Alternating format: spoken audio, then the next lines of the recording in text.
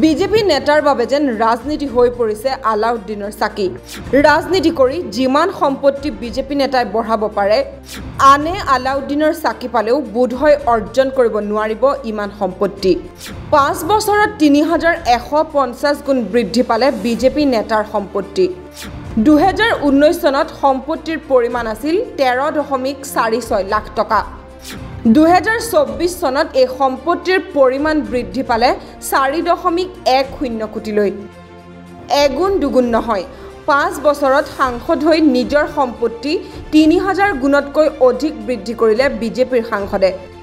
কৰ্ণাটকৰ বিদায়ী সাংসদ তেজস্বী সূৰ্যই 2019 চনৰ পৰা 2024 চনৰ ভিতৰত 3150% বৃদ্ধি কৰিলে তেখেতৰ সম্পত্তিৰ পৰিমাণ।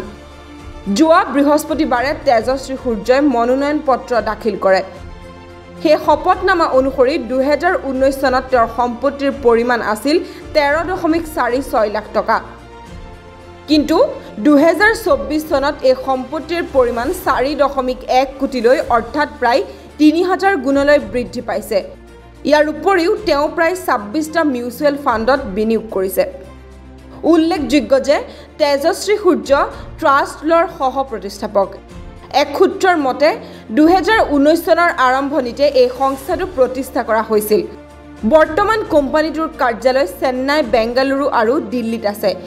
ইয়াৰ পূৰ্বে তেওঁ এডভোকেট জেনেৰেল অশোক হৰণহল্লীৰ কাৰ্যালয়ত আইন সহায়ক হিচাপে কাম কৰিছিল।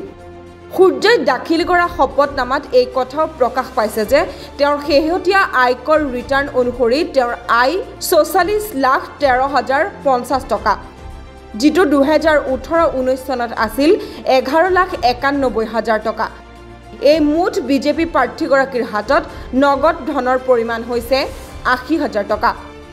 বেংক একাউণ্টত জমা হৈছে 5.19 লাখতকৈ অধিক টকা।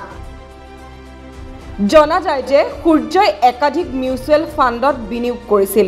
এই তালিকাত আছে Kotak, HDFC, Axis, UTI, SBI, Canara, ICICI, Tata.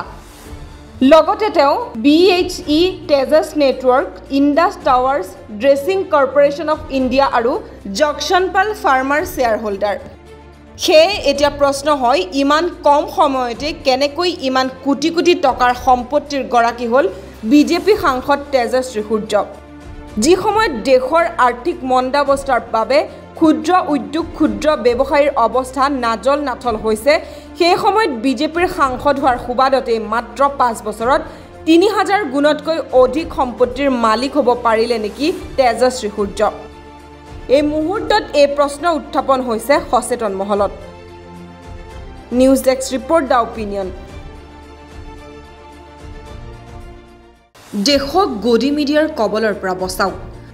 স্বতন্ত্ৰ আৰু নিৰ্ভীক সাংবাদিকতাক সমৰ্থন কৰিবলৈ দ্য অপিনিয়নক সহায় কৰক। আপুনি যদি ফেচবুকত চাই আছে তেনেহ'লে ফ'ল' কৰক আৰু ইউটিউবত যদি আমাক চাই আছে তেনেহ'লে ছাবস্ক্ৰাইব কৰি দিয়ক। লগতে আমাৰ এই স্বতন্ত্ৰ সংবাদধাৰা আগুৱাই নিবলৈ স্ক্ৰীণত দিয়া একাউণ্ট নম্বৰৰ জৰিয়তে আমাক আৰ্থিকভাৱে সহায় কৰিবলৈ অনুৰোধ জনালোঁ।